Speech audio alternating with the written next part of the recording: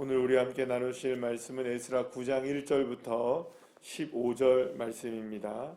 에스라 9장 1절부터 15절까지의 말씀, 우리 다 같이 함께 한 목소리로 합독하시겠습니다. 이 일 후에 방백들이 내게 나와 이르되 이스라엘 백성과 제사장들과 레위 사람들이 이 땅 백성들에게서 떠나지 아니하고 가나안 사람들과 헷 사람들과 브리스 사람들과 여부스 사람들과 암몬 사람들과 모압 사람들과 애굽 사람들과 아모리 사람들의 가증한 일을 행하여 그들의 딸을 맞이하여 아내와 며느리로 삼아 거룩한 자손이 그 지방 사람들과 서로 섞이게 하는데 방백들과 고관들이 이 죄에 더욱 으뜸이 되었다 하는지라. 내가 이 일을 듣고 속옷과 겉옷을 찢고 머리털과 수염을 뜯으며 기가 막혀 앉으니 이에 이스라엘의 하나님의 말씀으로 말미암아 떠는 자가 사로잡혔던 이 사람들의 죄 때문에 다 내게로 모여 오더라. 내가 저녁 제사 드릴 때까지 기가 막혀 앉았더니 저녁 제사를 드릴 때에 내가 근심 중에 일어나서 속옷과 겉옷을 찢은 채 무릎을 꿇고 나의 하나님 여호와를 향하여 손을 들고 말하기를 나의 하나님이여, 내가 부끄럽고 낯이 뜨거워서 감히 나의 하나님을 향하여 얼굴을 들지 못하오니 이는 우리 죄악이 많아 정수리에 넘치고 우리 허물이 커서 하늘에 미침이니이다. 우리 조상들의 때로부터 오늘까지 우리의 죄가 심하매 우리의 죄악으로 말미암아 우리와 우리 왕들과 우리 제사장들을 여러 나라 왕들의 손에 넘기사 칼에 죽으며 사로잡히며 노략을 당하며 얼굴을 부끄럽게 하심이 오늘날과 같으니이다. 이제 우리 하나님 여호와께서 우리에게 잠시 동안 은혜를 베푸사 얼마를 남겨두어 피하게 하신 우리를 그 거룩한 처소에 박힌 목과 같게 하시고 우리 하나님이 우리 눈을 밝히사 우리가 종노릇하는 중에서 조금 소생하게 하셨나이다.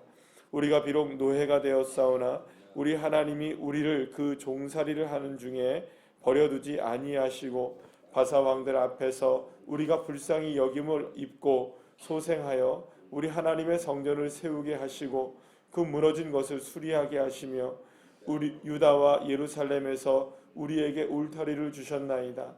우리 하나님이여, 이렇게 하신 후에도 우리가 주의 계명을 저버렸사오니 이제 무슨 말을 씀을 하오리이까? 전에 주께서 주의 종 선지자들에게 명령하여 이르시되 너희가 가서 얻으려 하는 땅은 더러운 땅이니 이는 이방 백성들이 더럽고 가증한 일을 행하여 이 끝에서 저 끝까지 그 더러움으로 채웠음이라. 그런즉 너희 여자들을 그들의 아들들에게 주지 말고 그들의 딸들을 너희 아들들을 위하여 데려오지 말며 그들을 위하여 평화와 행복을 영원히 구하지 말라. 그리하면 너희가 왕성하여 그 땅의 아름다운 것을 먹으며 그 땅을 자손들에게 물려주어 영원한 유산으로 물려주게 되리라 하셨나이다. 우리의 악한 행실과 큰 죄로 말미암아 이 모든 일을 행하였사오나 우리 하나님이 우리 죄악보다 형벌을 가볍게 하시고 이만큼 백성을 남겨주셨사오니 우리가 어찌 다시 주의 계명을 거역하고 이 가증한 백성들과 통혼하오리이까? 그리하면 주께서 어찌 우리를 멸하시고 남아 피할 자가 없도록 진노하시지 아니하시리이까? 이스라엘의 하나님 여호와여, 주는 의로우시니 우리가 남아 피한 것이 오늘과 같사옵거늘 도리어 주께 범죄하였사오니 이로 말미암아 주 앞에 한 사람도 감히 서지 못하겠나이다 하니라. 아멘. 할렐루야. 에스라의 주도 아래 그 예루살렘에 무사히 도착한 그 귀환한 이스라엘 백성들은 이제 일상으로 돌아가서 삶의 자리에서 하나님을 섬기며 이렇게 살아가는 백성들로 살아가게 됩니다. 그런데 그렇게 살아간 이후에 얼마 동안의 기간이 흐른 뒤에 방백들이 그 에스라에게 나와서 여러 가지 이야기들을 이제 하게 되는 모습들을 오늘 본문의 장면으로부터 시작되는 것을 보게 됩니다. 그것은 어떤 이야기였느냐? 이스라엘의 백성들 그리고 또 여러 사람들이 특히 이제 방백들과 고관들은 물론이거니와 많은 이스라엘 백성들이 그러니까 이미 이스라엘 백성들 가운데 살고 있었던 사람들, 그러니까 지금 말하면 이제 한 60여 년 정도가 지나서 에스라가 무리가 와서 이제 에스라의 무리들이 이제 쭉 살아보니까 이제 지금 뭔가가 이상한 일들이 있었다는 것을 알게 된 거예요. 그래서 그 이상한 일이 무엇인지에 대한 부분들을 에스라에게 고하게 되었던 겁니다. 그것은 무슨 이야기냐? 오늘 본문에 이제 그 1절부터 2절 말씀에 나온 걸 보게 되면 이제 하나님의 백성들이 이 땅에 살아가면서 많은 사람들이 그 이방인의 풍습을 그대로 따르고 있고, 또 특히 이제 더 문제가 되었던 것은 이방 여인들과 결혼을 하고 또 이방의 여인들을 며느리로 삼는 그런 일들이 일어나게 되었던 소식을 이제 에스라가 듣게 된 겁니다. 그 소식을 듣게 되자 이 에스라는 너무나 기가 막혀서 오늘 본문의 3절에 말씀하시는 거 보게 되면 옷을, 속옷을 또한 겉옷을 찢고 머리털과 수염을 뜯으면서 너무나 기가 막혀서 망연자실하여서 그냥 그 자리에 주저앉게 된 모습을 보게 됩니다.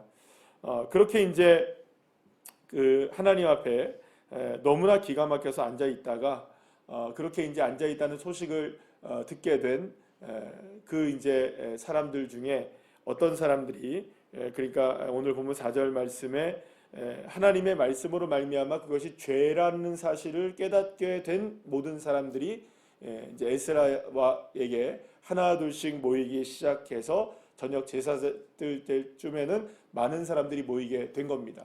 그래서 이제 그 저녁 제사를 드리게 되는 그 시간에 이제 에스라가 정신을 다시 가다듬고 속옷과 겉옷이 뜯겨진 채로 하나님 앞에 무릎을 꿇고 기도하는 내용이 오늘 본문에 기록되어 있는 것을 보게 됩니다. 자, 그런데 여러분들 이 내용을 우리가 살펴보기 전에 한 가지 우리가 먼저 생각해 봐야 할 것이 있습니다. 이스라엘 백성들이 가나안 땅으로 그 하나님께서 처음으로 이제 보내시기 전에, 그러니까 애굽에 살고 있을 때 그 모세를 통하여서 가나안 땅을 소개할 때 이런 말씀을 하십니다. 젖과 꿀이 흐르는 땅으로 너희들을 보낼 것이다. 가나안 땅을 무슨 땅이라고 얘기합니까? 젖과 꿀이 흐르는 땅이라고 얘기합니다. 그러면 여러분 정말로 그 가나안 땅은 진짜로 젖과 꿀이 흐르는 땅이었을까요? 물론 비옥한 땅도 분명히 있었습니다. 비옥한 땅도 있었고 거기가 정말로 농사도 되는 땅이니까 어떻게 보면은 애굽이나 이런 그 사막이 많고 황량한 지역이 많은 그런 도시의 나라에 비해서는 분명하게 젖과 꿀이 흐르는 땅이 분명히 그렇게 이제 왜냐하면 거기서는 이제 농사를 지을 수가 있으니까 그런 땅이라고 분명히 볼 수 있을 겁니다. 그러나 실제로 이스라엘 땅은 그렇게 비옥한 땅이 아닙니다. 여러분들이 뭐 쉽게 여러분들이 그 뭐 사진이나 영상이나 보시면 알겠지만 굉장히 돌이 많고 황량한 땅이 바로 이 가나안 땅입니다. 그런데 이스라엘 백성들이 젖과 꿀이 흐르는 땅이라고 생각을 하고 요단강을 막상 딱 건너가 보면 맞닥뜨리는 그 땅은 어떤 땅이냐? 황량한 땅인 거예요.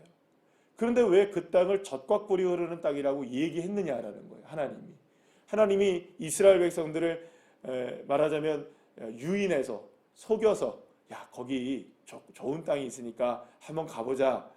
가보질 않았으니까 그러면 안 나오니까 하나님이 속인 것이냐? 정말로 황량한 땅인데 왜 하나님이 거기를 젖과 꿀이 흐르는 땅이냐고 얘기했느냐? 이스라엘 백성들이 가나안 땅에 딱 들어가자마자 젖과 꿀이 흐르는 땅이라는 것을 이해하는 데는 그렇게 오랜 시간이 걸리지 않았습니다. 왜냐하면 이스라엘 백성들이 만약에 그 40년 동안의 광야의 삶을 경험하지 않고 홍해를 경험하지 않고 요단강을 건너는 것을 경험하지 않았다면 그 땅은 정말로 황량한 땅 그대로였을 거예요. 다시 한번 말씀드리면 이스라엘 백성들이 40년 동안의 많은 훈련과 하나님의 말씀으로 계속해서 훈련을 받고 하나님의 말씀의 뜻이 무엇인지를 깨달아 알게 된 이후에야 요단강을 건너서 들어갔을 때 비로소 그 땅이 왜 가나안 땅을 하나님이 젖과 꿀이 흐르는 땅이라고 이야기했는지를 알게 되었다는 겁니다. 이유가 뭘까요? 이유가 뭘까요? 땅 자체가 가나안 땅이 젖과 꿀이 흐르는 땅이 아니라 그 땅이 어떤 땅이든 하나님의 말씀에 순종해 살아갈 때 그 땅이 무슨 땅이 될 수 있다? 젖과 꿀이 흐르는 땅이 될 수 있다는 것을 깨닫게 된 거죠. 그러니까 물리적인 젖과 꿀이 흐르는 땅이 아니라 하나님의 말씀에 순종해 나갈 때 그 황량한 땅도 어떤 땅이 될 수 있다? 그렇죠. 젖과 꿀이 흐르는 땅이 될 수 있다는 걸 알게 되는 겁니다. 왜냐하면 40년 동안 그걸 경험했던 거예요. 날마다 하나님께서 만나와 메추라기를 허락하시고 물을 허락해 주셨던 그 하나님. 그러면 여러분 그곳은 어느 곳입니까? 젖과 꿀이 흐르는 땅이죠. 왜냐하면 주님이 함께 하시니까. 낮에는 구름기둥과 밤에는 불기둥으로 함께 해주시고 의복이 닳지 않게 하시고 신발이 닳지 않게 하시고 먹을 것을 끊임없이 공급해 주시고 자신들이 아무것도 하지 않아도 하나님께서 이끌어 가시는 놀라운 은혜를 누구에게 베풀어 주셨습니까? 광야에서 베풀어 주신 하나님. 그래서 그 모든 것을 깨닫게 되었을 때 그 어디든지 무슨 나라가 될 수 있다. 젖과 꿀이 흐르는 땅이 될 수 있다는 것을 깨닫게 된 거죠. 그러니까 하나님의 말씀으로 살아내는 그 땅이 무슨 땅이다? 젖과 꿀이 흐르는 땅이 되는 겁니다. 자, 이것을 우리가 생각해 보면 이스라엘 백성들이 가나안 땅에서 해야 할 건 뭘까요? 그 땅 자체는 너무나 악한 땅인 거예요. 오늘도 본문에서 이 에스라가 말씀을 연구했던 사람이잖아요. 그래서 뭐라고 얘기하냐면 하나님께서 전에 선지자를 통하여서 종들을 통하여서 뭐라고 얘기했느냐? 11절 말씀에 그 얘기하잖아요. 전에 주께서 주의 종들에게 명령하여 이르시되 너희가 가서 얻으려 하는 땅은 더러운 땅이니 이렇게 얘기해요. 그 땅은 깨끗한 땅이 아니에요. 젖과 꿀이 흐르는 땅이 아닌 거예요. 그 땅 자체는 더러운 땅인 거예요. 왜냐? 거기에는 수많은 우상들이 비일비재하고 드글드글 끓는 겁니다. 그리고 그 땅 가운데 살아가는 모든 것들을 따라가다가는 너희들도 더러워질 수밖에 없다. 그러니 그 땅에 있는 것들을 따라가지 말고 누구를 따라가야 된다? 여호와 하나님의 말씀을 따라가야만 그 땅이 비로소 어떤 땅이 될 수 있다? 하나님의 은혜 가운데 젖과 꿀이 흐르는 땅이 되고 좋은 땅이 될 수 있다는 것을 수없이 얘기하고 수없이 말씀하고 수없이 가르쳤다는 거예요. 그러면 거기서 어떻게 살아야 됩니까? 하나님의 말씀으로 살아내는 땅이 되어야 되는 거죠.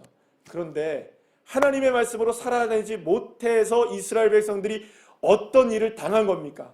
수많은 나라의 왕들에게 이리 치이고 저리 치이면서 결국에는 이스라엘이 망하게 되고 성전이 폐허가 되어지고 이스라엘 백성들은 포로로 끌려가게 되어져서 그렇게 완전히 멸망하게 되었지만 하나님께서 그래도 하나님께서 그래서 오늘 6절 말씀에 하나님 우리의 죄악이 많아 정수리에 넘치고 우리의 허물이 커서 하늘에 미쳐서 결국에는 이스라엘이 망하게 되었고, 그죠?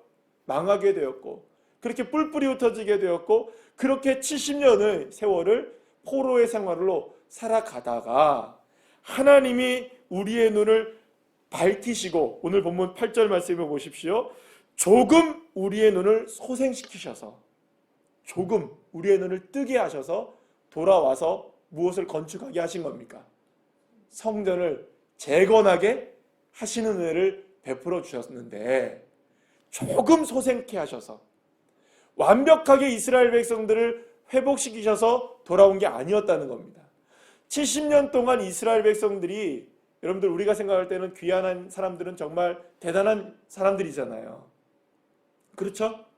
얼마나 놀라운 헌신을 했던 사람들입니까? 그런데 여러분들 우리가 에스라서 지금까지 쭉 읽어오면서부터 그런 얘기 들었습니다. 그렇게 헌신하면서 왔는데도 하나님의 명령에 따라 성전 짓다가 몇 년을 중단시킵니까? 16년이 중단돼요. 여러분 그동안 뭐 한 겁니까? 이스라엘 백성들 멍하게 지냈던 거예요. 그럼 멍하게 지내면서 하나님의 말씀 16년 만에 학개와 스가랴의 말씀 듣고 정신 바짝 차리고 또 성전 짓기 시작해서 한 5년 만에 성전을 지은 거예요. 그리고 또 멍하게 시간 지난 거예요. 몇 년 동안 거의 한 60년에 가까운 시간을. 그리고 에스라가 이제 귀환을 또 한 거예요. 그러면 그 많은 시간 동안에 여러분들 어떤 일이 벌어졌던 겁니까? 조금 하나님이 눈을 뜨게 하셔서 성전을 짓게 하셨는데 그동안 이스라엘 백성들도 돌아와서 또 무슨 짓 한 겁니까?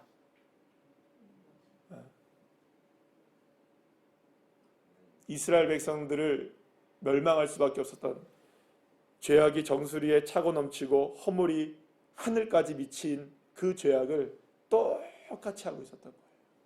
그러니 여러분, 하나님이 조금 소생케 하신 은혜로 도 성전을 재건하게 하셨는데 이제는 그 은혜마저 저버려서 다시금 이 일로 돌아갔으니 에스라가 돌아와서 보니 기가 막히고 코가 막히고 이거는 말이 안 되는 일이 벌어지게 된 것을 본 겁니다. 그래서 오늘 이 시간에 에스라가 옷을 찢고 마음을 찢으면서 하나님 앞에 회개를 하고 있는 것이죠. 자, 우리가 오늘 이 본문은 사실은 굉장히 엄중한 말씀입니다. 사실 사랑하는 여러분, 우리가 생각할 때는 이스라엘 백성들이 성전을 재건한 것은 놀라운 하나님의 은혜를 경험한 것이죠. 그러나 그것이 이스라엘 백성들이 온전해져서 하나님이 허락하신 것이었는가? 그게 아닙니다. 하나님의 은혜였던 것이죠. 그 하나님의 은혜에 하나님이 조금 소생케 하신 겁니다. 여러분 놀랍지 않습니까? 이 일을 한번 생각해 보시죠. 조금 소생되었는데도 하나님이 성전을 재건하게 하신 거예요. 그럼 여러분, 저와 여러분의 인생 가운데 지금까지 베풀어 주신 은혜는 저와 여러분이 사실상 그 은혜로 조금 소생되어진 겁니다. 그래도 이렇게 주님께서 은혜를 베풀어 주신 거예요. 그런데도 불구하고 그 조금 소생된 게 마치 우리가 모든 것이 다 괜찮은 것처럼 생각하는 것은 아닌가. 한 번쯤 우리는 그걸 생각해 봐야 하는 것입니다. 사실 이 에스라의 말씀과 느헤미야의 말씀 쪽으로 이렇게 오게 되면 더 이상 뒤로 물러갈 수 없는 배수의 진이 여기서 딱 쳐져야 됩니다. 사랑하는 여러분, 말씀을 살아내는 거 결코 쉽지 않습니다. 하나님의 은혜로 산다는 것이 뭐 그냥 말처럼 그렇게 쉽지는 않습니다. 물론 그거 어려운 일입니다. 그러나 중요한 게 있습니다. 저와 여러분의 눈이 조금 소생되지 마시고 하나님의 말씀으로 온전하게 띄어지시기를 간절히 축복합니다. 여기서 만족하면 안 되는 거죠. 조금 소생된 것 가지고 이만큼 됐구나. 예루살렘 여러분 성전이 재건된 것 놀라운 일 아닙니까? 70년 만에 이 일이 완성됐다는 건 정말 놀라운 일이 아니겠어요? 정말 놀라운 일이죠. 100년 만에 이루어진 일이잖아요. 그런데 그 100년 만에 이루어진 이 일이 조금 소생된 것으로도 이루어질 수 있다는 건 진짜 놀라운 은혜입니다. 그런데 그 놀라운 은혜에 조금 소생케 된 것으로 만족하지 않고 정말 저와 여러분의 삶 속에서 온전함을 향해 나갈 수 있는, 사도 바울이 고백한 것처럼 정말로 저와 여러분이 오직 표대를 향하여서 장성한 분량에 이르기까지 우리의 삶이 누구에게 늘 언제나 닿아 있어야 될까요? 예수에게 닿아 있고 예수에게 함께 우리가 접촉해져 있는, 날마다 주 예수 그리스도를 그렇게 시간 가운데 고백할 수 있는 그 믿음으로 고백해 나아갈 때 하나님의 놀라운 역사가 있게 될 줄 믿습니다. 그런데 우리가 하나만 더 오늘 본문에서 생각해 보면 느헤미야를 묵상하면서도 그런 마음이었지만 이 에스라의 말씀의 이 기도의 모습을 우리가 고백을 보게 되면 이 모든 문제가 사실 누구의 문제입니까? 이 에스라의 입장에서 본다면, 우리 객관적 상황으로 본다면 에스라의 문제는 아니잖아요. 그리고 또 특히 두 번째로 귀환한 사람들은 그나마 지금 뭐하고 온 사람들입니까? 금식하고 에스라에게 훈련받고 그리고 또 온 사람들이잖아요. 와서 보니 뭐가 보이는 겁니까, 여러분들? 죄악이 보인 거예요. 그래서 사실은 여러분들 그렇습니다. 우리가 우리 안에 지금 있을 때는 우리의 문제를 모를 수 있습니다. 그죠? 네. 저와 여러분이 모를 수 있어요. 그러면 다른 사람이 여러분들 우리 볼 때 우리 문제가 보일까요, 안 보일까요? 보일 수 있어요. 우리의 가정도 마찬가지입니다. 우리 가정이니까 잘 문제가 안 보일 수 있어요. 그러니까 다른 사람이 보면 문제가 보일 수도 있는 거죠. 그러니까 지금 에스라의 무리들이 딱 봤을 때 문제가 보인 거예요. 근데 에스라는 이것을 너희의 문제가 아니라 누구의 문제로 봅니까? 나의 문제, 우리의 문제로 본 거죠. 그리고 철저하게 누구의 것으로 삼습니까? 이거를 나의 문제로 삼고 기도를 하기 시작합니다. 사랑하는 여러분, 저와 여러분의 회복의 시작은 다른 것이 아니라 나의 문제가 되면 됩니다. 누구의 문제가 아니라 우리의 자녀의 문제도, 우리의 가정의 문제도, 우리 교회에 어떤 문제가 있다 할지라도 그 문제를 누구의 문제로 삼아야 됩니까? 그것을 본 사람이 나의 문제로 삼고 정말로 내 것으로 삼고 나아갈 때 여러분들 그것이 정말로 주님 앞에 애통하는 마음이 되는 것이죠. 그래서 저와 여러분의 믿음의 눈이 열려진다는 게 바로 거기에 있습니다. 더 이상 이건 너의 문제인데 내가 그냥 중보해 주는 거야. 여러분 그건 진짜 중보가 아니더라고요. 내가 너 그냥 기도해 주는 거야. 그거 아니더라고요.